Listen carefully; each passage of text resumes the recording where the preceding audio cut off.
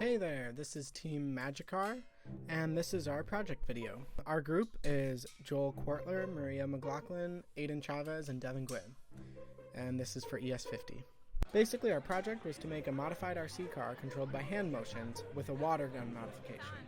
The motivation behind our idea was that we wanted to control a car with our hand motions using an infrared sensor made by SparkFun called the ZX Distance and Gesture Sensor. We used I2C to communicate with the ZX sensor via an Arduino-based microcontroller. Another sensor is used for non-directional purposes, but to control the surprise feature, the motor-powered water gun. The inspiration for our idea was also taken from existing and future sensor and body-controlled technology such as Xbox Kinect and Dance Dance Revolution. The integration of body technology is becoming popular, and we wanted to experience working with its basic principles. Hacking into the controller was pretty easy. We just had to test several points around the buttons to see where there was a voltage difference when we used certain buttons, like left and right. Then, we hooked up our Arduino to those test points and tried to see if we could power the controller ourselves rather than using the buttons to power the controller.